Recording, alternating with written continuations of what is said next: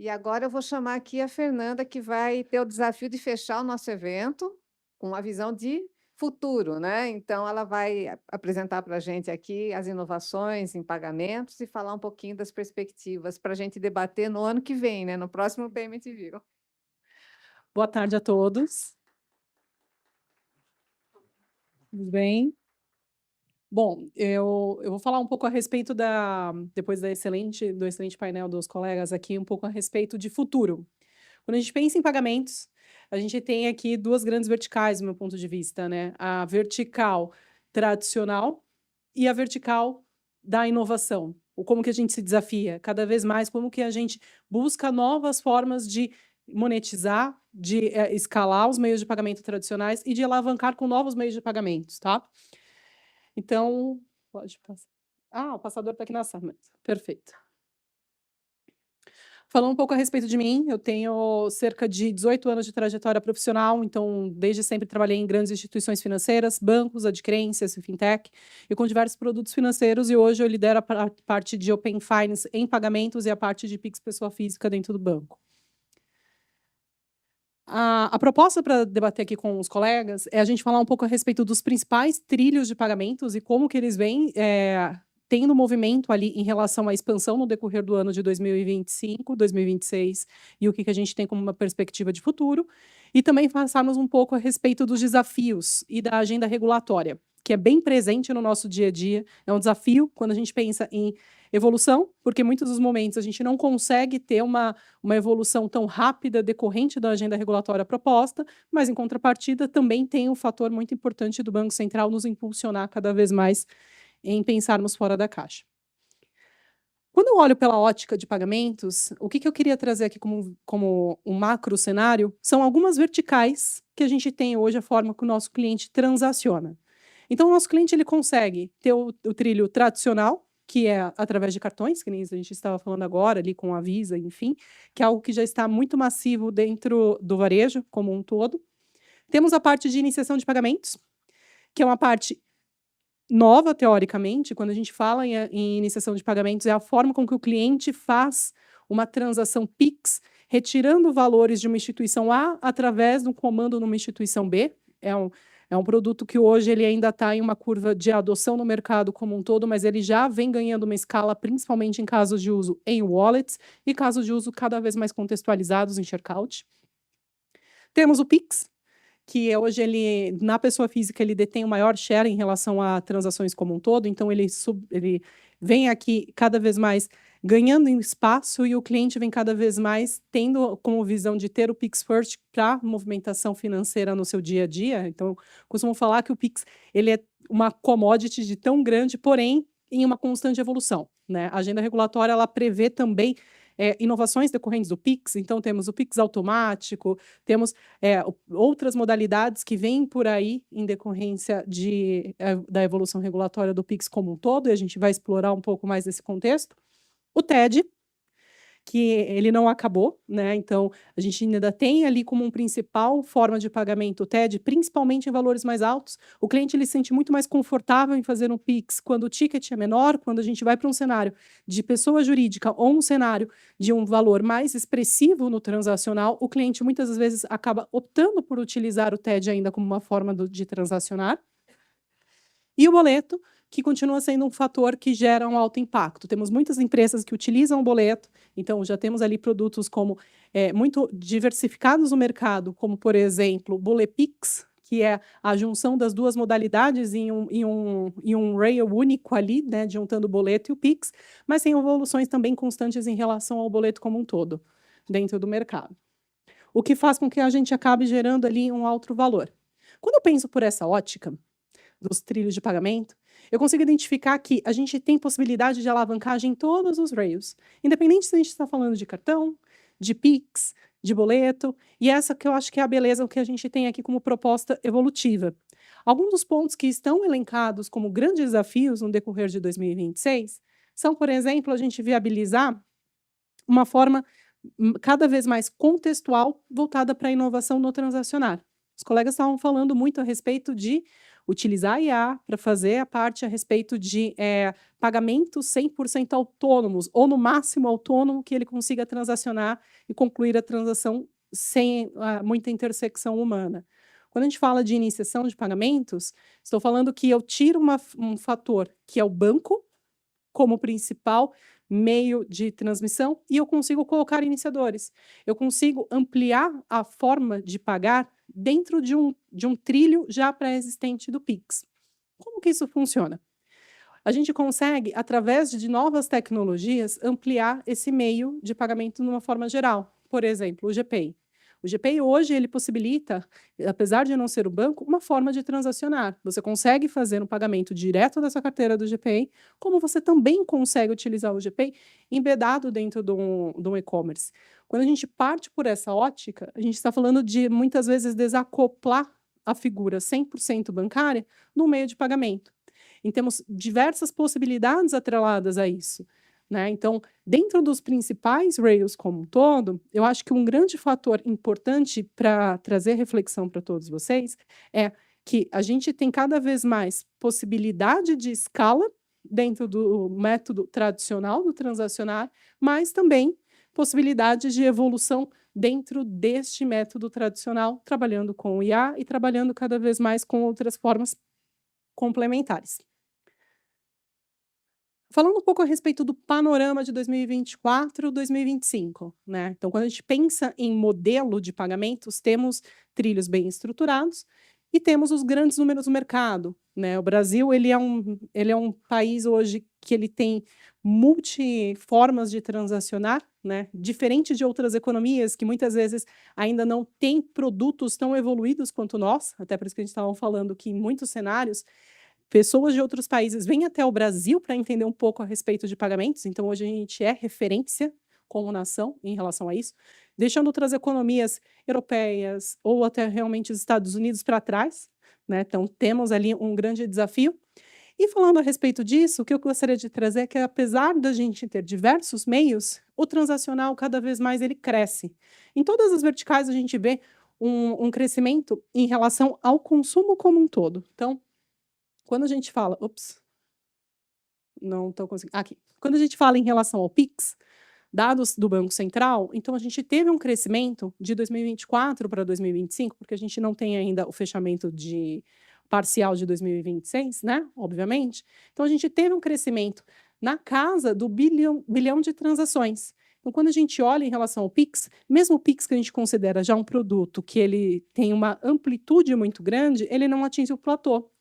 Então, cada vez mais, o cliente está utilizando o Pix como principal forma de pagamento. Então, ele vem buscando cada vez mais a utilização, seja por ticket baixo ou ticket médio, né? E a elasticidade do produto é muito grande, né? Acho que vocês já devem ter visto, por exemplo, uma pessoa na rua, enfim, quando ela vai, às vezes, pedir dinheiro, alguma coisa do gênero, ela tem a chave Pix.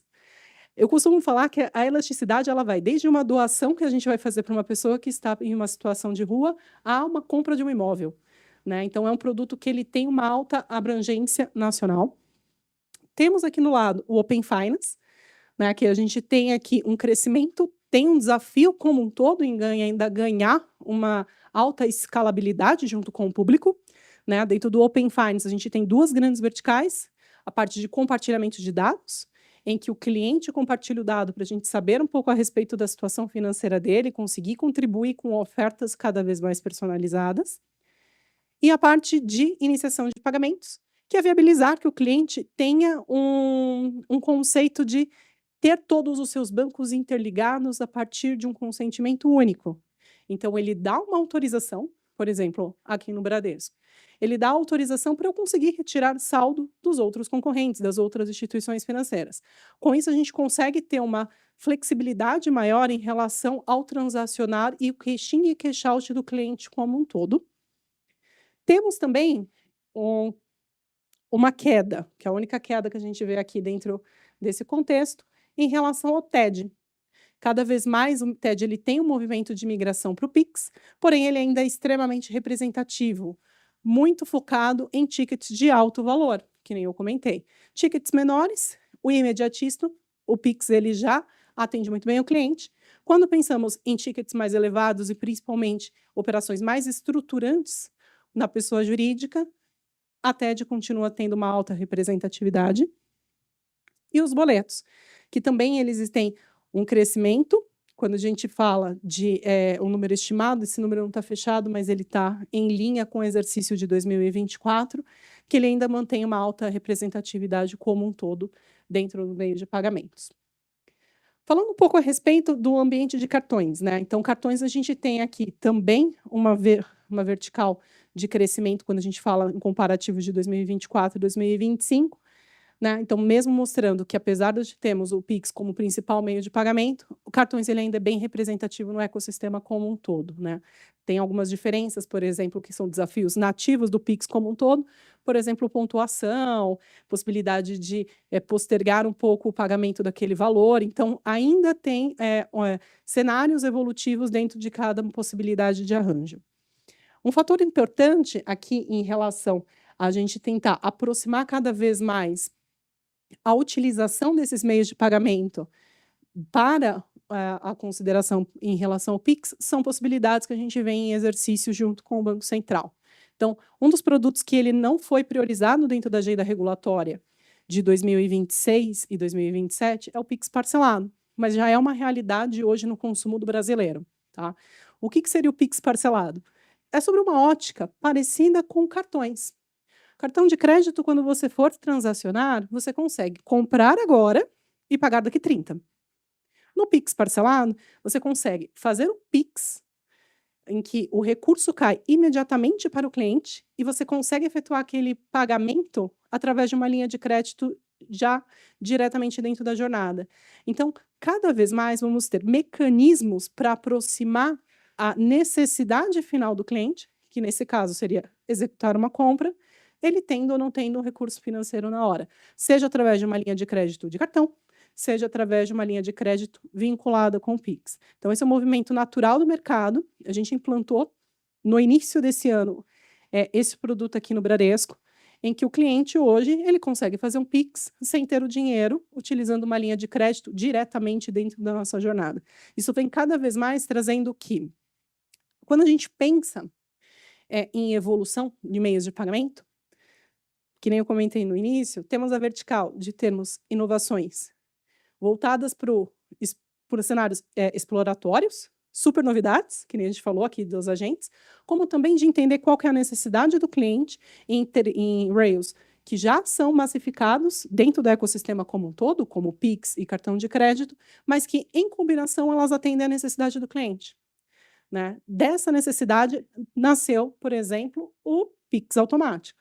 O Pix automático ele veio como uma outra possibilidade ali para atender o cliente no cenário de débito automático, né? Então, como uma possível substituição, facilitando cada vez mais a integração junto com o cliente pessoa jurídica. Então, ele não precisaria, por exemplo, um débito automático, ter o cadastramento de todos os convênios, faz uma única vez e ele consegue utilizar aquele produto em todo o ecossistema. Falando um pouco a respeito dos desafios, eu elenquei aqui alguns dos principais desafios que a gente identifica que são os desafios que vão percorrer em relação ao ecossistema como um todo. Né? Então, quando a gente fala de Pix, acho que tem um segundo ponto aqui que é o principal, que é o que a gente lida diariamente, que é como que a gente utiliza cada vez mais inteligência artificial e como que a gente utiliza cada vez mais modelos e motores de segurança para tentar barrar a fraude do cliente. Obviamente, por ser o produto de pagamento mais utilizado no mercado, é um produto que tem uma alta exposição em viés de segurança e fraude de modo geral. O principal desafio hoje aqui dentro do Pix, no ecossistema como um todo, desafio regulatório de todas as instituições, é realmente a gente trabalhar para precaver o nosso cliente em relação a uma fraude. E as fraudes cada vez mais estão com engenharia social em cenários assim de um alto refino, vamos dizer, nesse contexto. Tá? Então, tem ações que foram tomadas no âmbito regulatório, que foram implementadas recentemente, como, por exemplo, o MED 2.0, que é a forma do cliente fazer uma contestação, em que a gente vai buscar o dinheiro em até 5 camadas para restituir o cliente. Então, se o cliente cai num golpe de Pix, né, a regulamentação vai entrar em 100% dos casos agora em maio, mas a gente já implementou aqui no Bradesco, em que eu identifiquei que eu caí num golpe, ligaram, falaram do falso sequestro, ou falaram que iam me dar algum benefício, enfim, eu acabei fazendo um Pix. O que a gente tem possibilidade de o cliente contestar dentro do canal? Ele fala, putz, caí no golpe, preciso desse dinheiro de volta, não era para eu ter feito aquele Pix.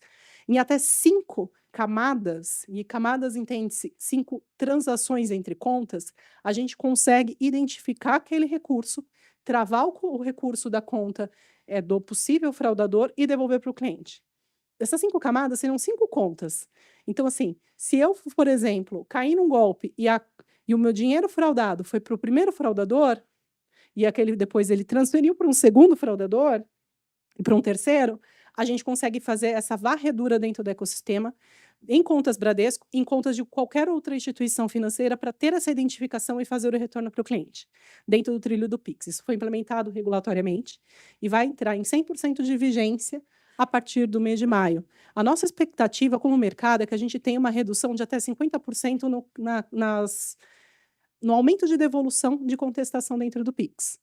É uma forma com que a gente identificou de evoluir com a segurança do produto como um todo, trazendo maior confiabilidade para o cliente na hora do transacionar, né? O grande desafio é o cliente identificarmos que realmente é o cliente e que ele caiu num golpe de engenharia social em tempo hábil de receber o recurso de volta.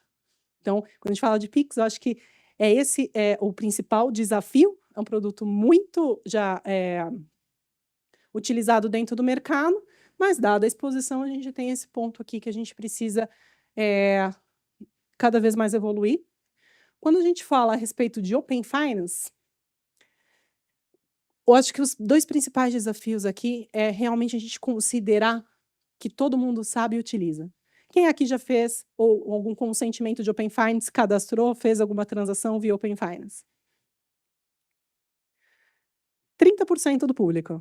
Então, e é um produto que hoje ele está no ecossistema implementado desde cerca de 2021, aproximadamente. Então, assim, ainda é nichado. Entre nós aqui que trabalhamos com o sistema financeiro e pessoas entusiastas em relação a isso, nem todo mundo utilizou. Então, quando a gente parte por essa ótica, eu acho que o principal desafio é ganhar velocidade. É cada vez mais a gente descaracterizar o Open Finance como um produto, monoproduto, e criar a personalização dentro da jornada, né? Se eu falar para vocês, já utilizaram Open Finance? Muitas pessoas disseram que não. Mas se eu falar, vocês já fizeram uma transação tirando dinheiro de um lugar A para um lugar B, sem ter que acessar a conta daquele lugar B? Pode ser que muitos de vocês tenham feito. Então, acho que o ponto principal em relação ao desafio do Open Finance é aumentar a curva de adoção e trazer cada vez mais personalização de casos de uso, né? E a gente tem uma flexibilidade muito grande em relação ao Open Finance de conseguir trabalhar com o Open Finance como se fosse um hub do cliente, em que, a partir do momento que o cliente dá o consentimento para nós, eu consigo ter todas as informações financeiras daquele cliente e também amarrar com que ele consiga transacionar via Pix o saldo das suas outras contas, com uma maior flexibilidade e com maior praticidade para o dia a dia. Falando a respeito de boletos, eu acho que o principal ponto aqui que eu gostaria de dar ênfase é realmente a gente considerar como que a gente trabalha a parte de boletos junto com o cliente pessoa jurídica. Até agora, em relação ao Pix e Open Finance, foi muito dentro de pessoa física. Quando falamos de pessoa de boletos, eu acho que o principal ponto é a conciliação e como que a gente trabalha essa evolução em relação a RPs e APIs para a pessoa jurídica. TED, como principal desafio, eu acredito que seja a gente cada vez mais doutrinar o cliente a ir para o Pix. É um trilho mais barato, é um trilho mais moderno, é um trilho tão seguro quanto, mas ainda tem um aculturamento muito grande quando a gente pensa em PJ ou tickets de alto valor e o cliente utilizar. Dentro do banco, a gente já faz esse trabalho muito fortemente de buscar o Pix First, né? Então, depois da morte do DOC, como que a gente faz para cada vez mais tentar reduzir essa parte a respeito do TED e direcionar o cliente para o cadastramento e a utilização do Pix de forma massiva? E a parte de cartões, Eu acredito que o principal fator aqui seria a parte de como que a gente consegue ter uma redução dos custos do MDR. Em um mercado cada vez mais competitivo, o cartões ainda é extremamente expressivo, mas tem as taxas que acabam concorrendo. Quando a gente vai para um mercado de tentar manter também o equilíbrio em relação à utilização do cartão, quais outros benefícios ele consegue dar na ponta para o cliente pessoa jurídica, para que ele continue tendo essa alta representatividade. Quando a gente fala, por exemplo, muitas lojistas estão trabalhando, porque o Pix ser um pagamento mais barato, com essa diferenciação. Provavelmente vocês já viram no e-commerce. Se paga no cartão, é um valor. Se paga no Pix, tem X% de desconto. Esse desconto é decorrente do MDR. Então, eu acho que o principal desafio quando a gente pensa em cartões é como deixar a operação um pouco mais barata para manter a competitividade, sendo que tem um cenário de alta escala em relação ao Pix no âmbito nacional. Falando um pouco a respeito de agendas regulatórias, que nem eu comentei. Quando a gente pensa em pagamentos, o que vem por aí? Né? Temos diversos cenários aqui sobre perspectiva regulatória das principais frentes. Que nem eu comentei, acho que o principal ponto aqui do Pix é segurança. Segurança, segurança, segurança. Já temos muitos produtos, temos o Pix automático, Pix recorrente, via NFC, Pix por biometria, que o cliente ele consegue fazer um Pix somente com a identificação da biometria via Open Finance. Mas quando a gente fala de perspectiva, é a evolução do MED. Né? É como que a gente consegue cada vez mais, como ecossistema, trazer segurança para o nosso cliente na hora que ele for transacionar, né? E isso vai acabar cascateando para outras frentes. Então, como, por exemplo, melhorias no bloqueio cautelar, que é o bloqueio que a gente faz na conta do cliente quando tem alguma suspeita em relação à fraude. Tudo vinculado ali à parte de segurança como principal alavanca para 2026. Quando a gente fala de Open Finance, temos pontos importantes aqui que nem eu comentei, né, a respeito de adoção, de tirar o termo em inglês e trazer uma maior representatividade, e um desafio que é perene para toda instituição financeira, que é a alavancagem na PJ. Mais de 98% das transações, dos consentimentos que são feitos dentro do Open Finance são feitos para a pessoa física. Tem um desafio do ecossistema como um todo, de como que a gente alavanca a PJ para termos cada vez mais informações do nosso cliente pessoa jurídica para uma proposta de valor diferenciada, com produtos diferenciados e com uma taxa mais atrativa. Falando a respeito de cartões, eu acredito que seria a parte de padronização. Opa! Passou direto. Deixa eu voltar aqui. A parte a respeito de padronização de chargeback e prazos, né, quando você faz uma contestação, como que esse fluxo ele fica mais equalizado dentro do ecossistema como um todo. E falando a respeito de boletos, temos desafios aqui também a respeito de integrações com RPs, desafios em relação à conciliação e também a parte a respeito de integração junto com outros arranjos, que nem eu comentei, a gente tem o Bolepix, mas ainda tem um portfólio muito grande em relação à evolução dos meios de pagamento em geral. Tá? Gente, de uma forma bem sucinta, foi essa proposta que eu gostaria de trazer para vocês, porque quando a gente pensa em relação a pagamentos, acho que dentro do Brasil como um todo, a gente já tem as principais trilhos regulatórios, trilhos que a gente já utiliza no viés de inovação tecnológica, mas temos oportunidades ali em relação a cada vez mais colocarmos frentes mais exploratórias dentro desse contexto, seja com o Pix por biometria, seja pagamentos via NFC, pagamentos automatizados dentro de checkout, enfim. Então, pensando no que vem por aí para pagamentos, a gente tem essas principais alavancas que vão ser trabalhadas na perspectiva em 2026 e 2027. Isso. Alguma dúvida, gente? Ou podemos fechar?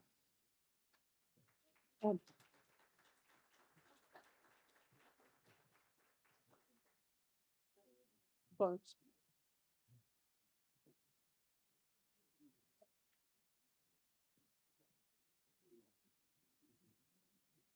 Parabéns pela exposição, muito bom.